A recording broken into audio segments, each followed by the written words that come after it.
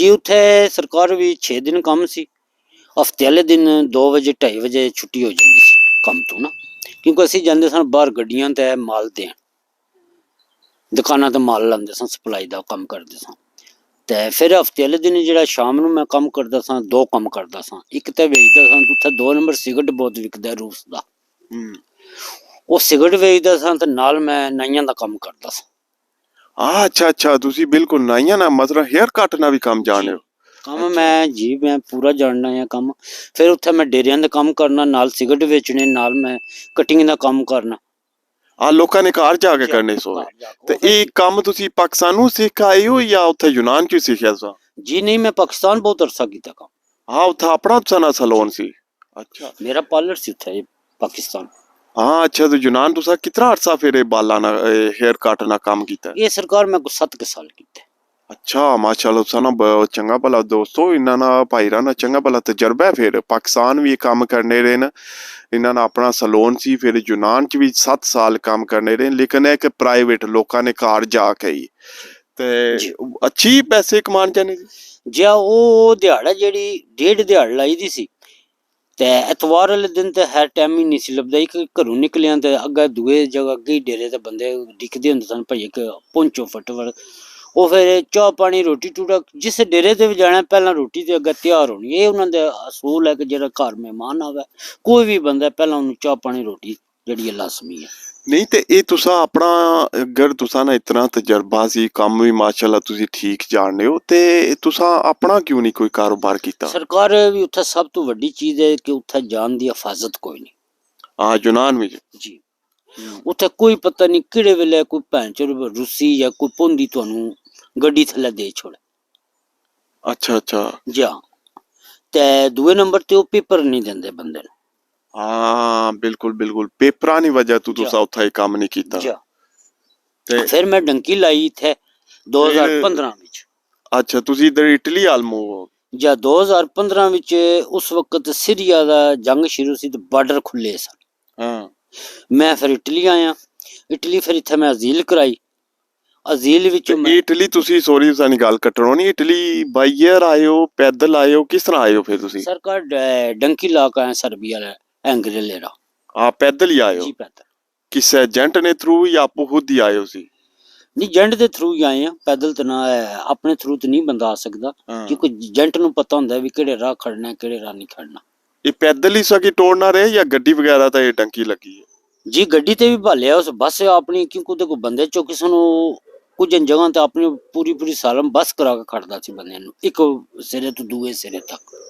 हाँ इतने ज्यादा बंदे ने डंकी लगनी। अच्छा अच्छा, ते कितने पैसे उसाने लगे हुए? मेरा जनाब उस वक्त लगा सी कोई 800-900 यूरो। 800-900 यूरो?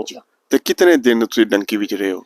डंकी च रहे जनाब तकरीबन 25-26 दिन।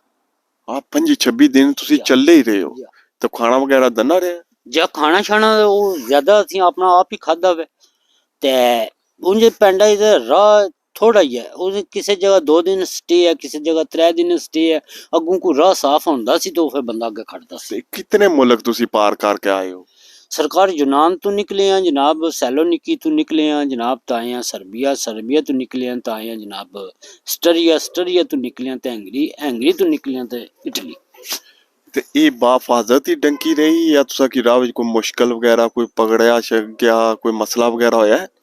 जी हैंगरी वाले पकड़िया उत्थे जनाब, जिसले असीं हैंगरी च दाखल होए धुना पकड़िया सानू उत्थे उन्हें सानू 10 दिन रखे कैंप विच।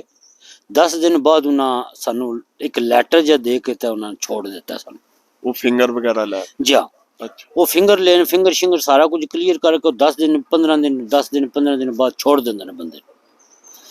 उत्थों फिर डंकी मारी है अगे इटली दी टिकट लेइए, उत्थों टिकट लैके ते ट्रेन च बह गए। उची खुद ही टिकट लिया सा? एक मिनट जी असीं 2 बंदे सन, 3 बंदे सन, 2 पठान सन, एक मैं सा नाल उन्हां दे। वो पठान जरा ज्यादा पढ़िया लिखिया सी, वो भी फिर अंदरों टिकट मशीन चों कढ के लिआंदा सी, क्योंकि उत्थे हैंगरी सारे मशीनां लगियां, तुसां मशीन चों टिकट कढनी। जी हाँ, ते ये फिर तुसी इटली पहुंचाए, किस शहर विच पहुंचे हो? असीं जनाब हैंगरी दा तां मैनूं पता नहीं उस शहर दे नां दा। ते इटली असीं पहुंचे पहला जनाब रूम। ਅੱਛਾ ਰੋਮ ਆਣ ਕੇ ਲੱਥੇ ਜਾਂ। ਟ੍ਰੇਨ ਤੇ ट्रेन ते रूमां लत्थियां रूमां तो फिर एक दोस्त आ उन्हें फिर टिकट करा के दित्ती उत्थों इत्थे दी लीचे दी। ਹਾਂ ਚੱਲੀ ਚ ਆਏ ਫਿਰ ਤੁਸੀਂ फिर मैं सीधा लीचे आया लीचे फिर मैं एक महीना इत्थे जलालत तकी है भी है रोज थाने अगे बहना ते फिर मेरी अजील हुई है। ਇਹ ਬਾਹਰ ਹੀ ਤੁਸੀਂ ਸਹਿਨੇ ਰਹੇ ਹੋ ਜਾਂ ਕੋਈ ਦੋਸਤ ਵਗੈਰਾ ਕੋਈ ਉਸਨੇ ਘਰ ਤੁਸੀਂ सर मैं दोस्त दे घर ही रहिंदा हां लेकिन ये है भी मैं सुबह उठ के ते मैं थाने दे बूहे अगे टुट जाना है। ਤੇ ਇਹ ਝੀਲ ਕਿਉਂ ਨਹੀਂ ਸੀ ਤੁਸੀਂ ਕਰਨੇ ਪਏ अजील वो इस वजह तो नहीं सन करदे भी वो आदे सन भी इत्थे जगह कोई नहीं तुसी किसी होर इलाके च चले जाओ।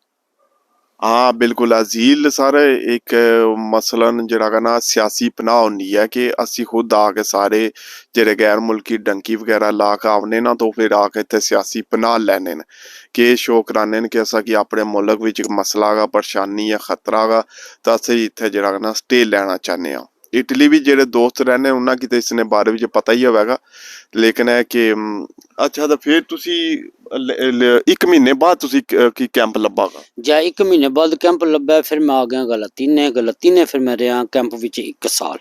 1 ਸਾਲ ਪੂਰਾ ਰਹੇ ਹੋ ਜਾਂ ਸਾਲ ਬਾਅਦ ਫਿਰ ਮੈਂ ਇਸ ਗ੍ਰਾਂ ਚ ਆ ਗਿਆ। ਤੇ ਇਹ ਜਿਹੜਾ ਗਲਤੀ ਨਾ ਤੁਸੀਂ ਕੀ ਕੈਂਪ ਵਿੱਚ ਖਾਣਾ ਵਗੈਰਾ ਕਿਹ ਕੋਈ ਜੀ, ਤਰੀਕਾ ਕਰ ਖਾਣਾ ਜਨਾਬ ਉਹ 30 ਯੂਰੋ ਦੀ ਪਰਚੀ ਦਿੰਦੇ ਆ ਮਹੀਨੇ ਦੀ ਉਹਦੇ ਹਫਤੇ ਚ ਉਸ 30 ਯੂਰੋ ਦਾ ਰਾਸ਼ਨ ਬੰਦਾ ਬਚ ਜਾਂਦਾ ਨਹੀਂ ਖਾਣ ਹੁੰਦਾ।